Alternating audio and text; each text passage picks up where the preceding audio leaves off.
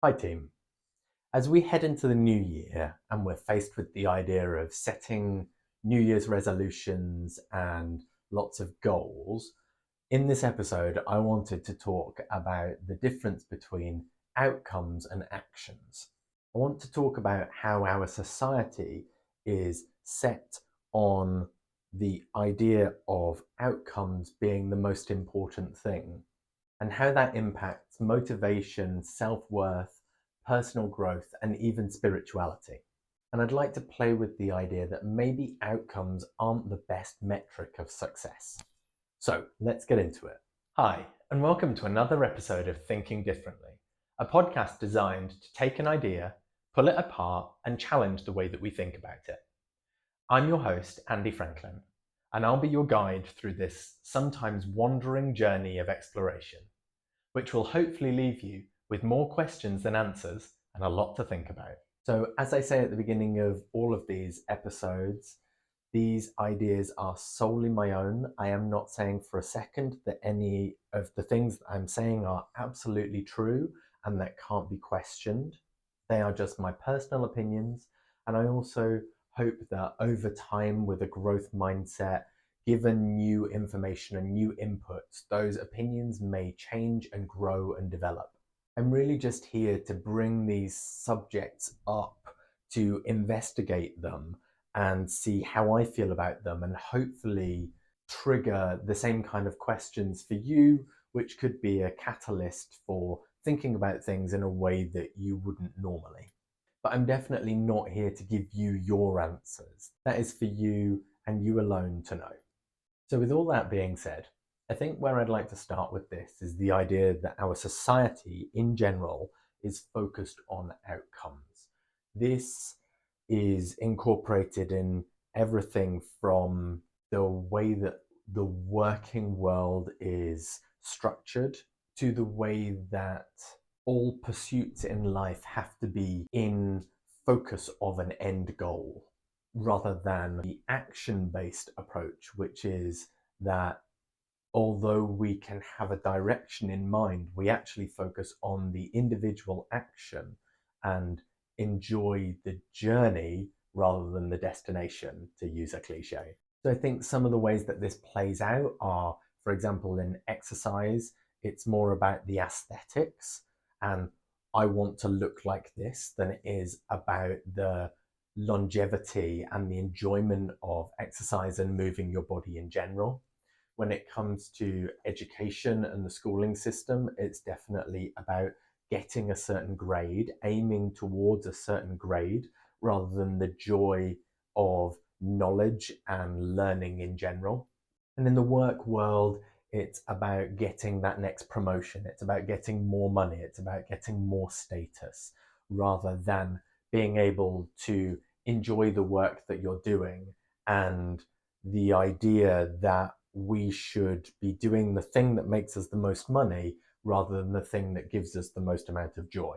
And I think that impacts motivation, at least for me, when I'm thinking about an outcome and I'm aiming towards a particular outcome and then that outcome doesn't materialize, I can feel very demotivated towards continuing that pursuit.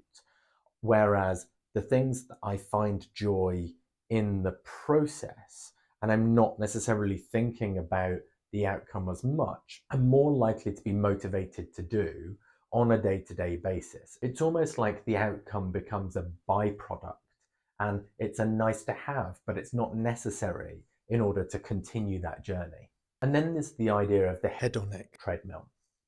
So this is the idea that regardless of how high we climb, regardless of what we achieve or what we have on a material level, it always becomes the norm. It always drifts down to a point that that's just the status quo, and we're neither extremely happy or extremely sad about that. And the way that that impacts me in this kind of outcome driven view of life is that I find it a lot more difficult to pause and take in the benefits and the progress that I'm making, because I'm constantly shifting the goals and moving towards the next outcome.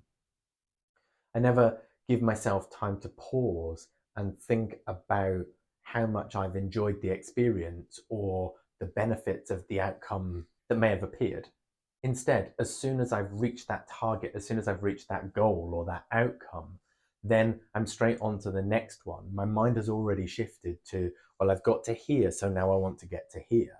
And that then becomes a really dangerous thing, because even in the event that you are incredibly materially successful and you achieve all of your goals, you can still end up in this state of emptiness through not really enjoying the experience. There's this idea with a midlife crisis that a lot of people focus so much on the outcome and they strive towards this outcome, and then they get there and they realize that the outcome that they've achieved still isn't giving them the happiness and the purpose and the drive and the joy that they expected it to.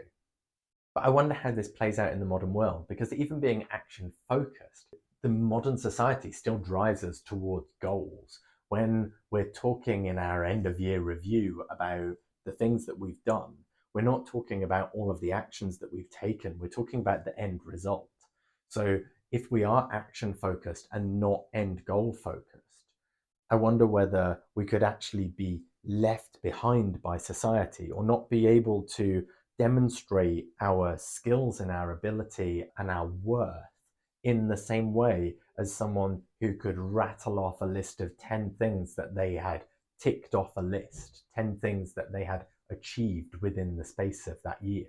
I feel a great societal pressure to continue to keep pushing forwards, to feel like you're not allowed to get off that treadmill. You have to keep pushing more. You have to keep pushing for more stuff and more money and more status. And if at any point anyone turns around and says, actually, I'm kind of happy in the job that I've got, or actually, I've probably got enough money, so I don't really need any more. I don't need to keep striving for the next level. I'm quite comfortable, I'm quite content with the exact life that I have. There's almost a derogatory nature to the way that we see those people, almost like they've given up, like they're not striving for more, and that's somehow seen as a negative. Whereas potentially, if someone is content with the life that they're living, then maybe they don't need more outcomes. Maybe they don't need more goals in order to be living their best life. I think one of the other benefits of an action focused lifestyle is that it reminds us that we're not actually in control. So we have control over the actions, we have control over the behaviors that we set in motion, that we pursue, but we don't really have control over the outcomes. The outcomes are controlled by multiple different factors, and we are only a small part of that. I can choose the things that I look at and the things that I pursue, the actions that I take. But in a social media world, you cannot decide whether or not your product is successful. Whether something goes viral is very much outside of your control. And yet, people who strive towards that end goal of a certain number of subscribers, of a certain number of views, are putting the worth of their effort and their actions on an outcome which is uncontrollable. And I think that leads back into this idea of motivation, that you can put in all of the effort in the world, you can be incredibly focused and incredibly driven, and you can still not end up with the outcome that you wanted. And that can be damaging for your intrinsic motivation to continue if you are outcome focused. And I guess this brings me on to the idea of intrinsic versus extrinsic motivation. So there are lots of studies, and I did a lot of research on this with having kids around the difference between intrinsic and extrinsic motivation. So being driven by something external or being driven by something internal. And the research suggests that the more you are driven by external factors, the more you are driven by sticker charts and rewards and outcomes, the larger those rewards have to be to drive the same amount of motivation in you. So the first time you might give your child a sweet for cleaning their room, but by the time they're 13, they want cash, and a lot more cash than you would have given them as a 6-year-old. And it's because the things which they would have previously just taken joy in doing, they've now attached to a reward system. And so they no longer see the same benefits from an intrinsic point of view because they are focused on getting that reward at the end of it. I think that's what we do in society as well. That's where this outcome driven society comes from. The idea that the external things will make us happy and will drive our progress and will drive our contentment. But the more you achieve, the more you want, because of slipping back into that world of mediocrity. And I think it even impacts on spirituality and religion, this idea of extrinsic versus intrinsic motivation. One of the problems that I've always had with religion is this idea that in order to be a good person, you have to be promised this thing at the end. You have to be promised this pot of gold at the end of a rainbow, as opposed to just being a good person because it feels like the right thing to do, because it holds to your values and your belief systems. I'm actually doing a whole episode on spirituality and religion, so check that one out when it comes out. I've never felt like I've needed the idea of an afterlife in order to want to make a positive difference and be a good person in this life. So I think religion is quite outcome focused, whereas the idea of spirituality is probably more action focused, in that you're concentrating on the actions, you're concentrating on the day to day of focusing on the beauty in the moment, as opposed to aiming towards a higher goal or an outcome at the end of it. I also wonder how neurodiversity plays into this idea of action versus outcome. I know for me, I'm really good at short bursts of intense focus.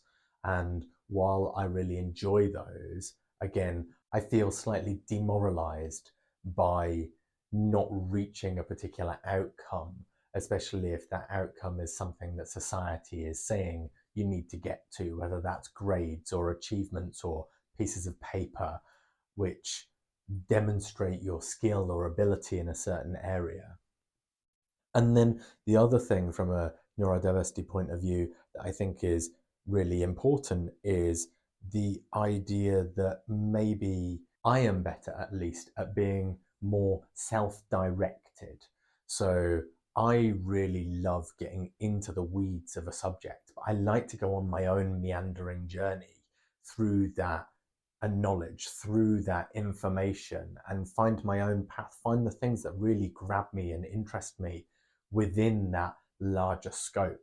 And so I've always found it quite difficult to stick to a framework and a rigidity which might be created by a course or by a structure of lots of things that somebody else thinks is important. But potentially reframing the things that I take joy in as just actions and enjoying the moment of those actions rather than thinking about whether or not I am achieving or living up to a particular standard or ticking a particular box may help me to stay enthused and excited about different topics for longer without feeling like they have to be going somewhere, without feeling like they have to be on the path to something else. So then on to some practical tips. I think there is a lot of information in Dr. K's guide that I found really useful that I have implemented or had already implemented, which definitely makes a difference on shifting more to an action-based mindset. So I think one of the ideas is letting go of shoulds. especially other people's shoulds. I should be doing this, I should be achieving these things, and really diving into the introspection and working out what it is that you really want, what really drives you as a person. What do I really care about? And then putting my actions in that general direction. Not worrying about what that might turn into, but instead just being present and focused on getting the most enjoyment and the most joy and the most contentment out of doing the things that I enjoy. And then the other thing that really hit home was the idea that fulfillment comes from overcoming obstacles and not having everything too easy. So, not avoiding the obstacles, but also not having things so easy that it's not a challenge. We as humans thrive on challenge, and that's where our satisfaction comes from. That's where we get a sense of purpose and a sense of meaning from overcoming the challenges in life as opposed to avoiding them. I think meditation and really tapping into your insights and journaling has been incredibly useful for me. Really getting those thoughts out of my head and working out how I feel about things and where my real drivers and motivations come from. And then everybody talks about gratitude and gratitude journals and how gratitude shapes your mindset. And I absolutely agree with that, but I don't think you have to do it in the prescriptive way that we're being told to do it by YouTube gurus. I think the idea for me of holding a gratitude journal by my bed and writing 3 things each day that I'm grateful for didn't really work because it felt like it was just another chore. It was another thing that I had to tick off a to-do list. And instead, I find it much more useful to just find gratitude in the day to day, really try and focus on it throughout the day rather than trying to reflect on it at the end.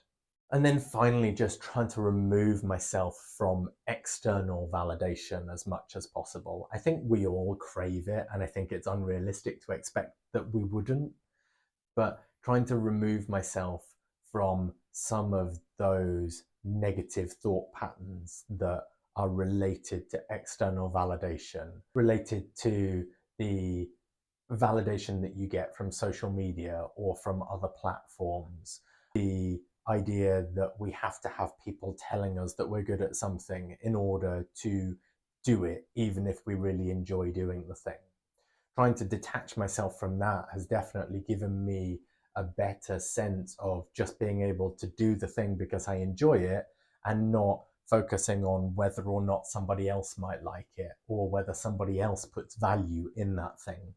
At this point, though, I should say that if you would like to subscribe or like any of my podcasts, then that obviously helps, but I'm not going to ask you to do it if you don't want to.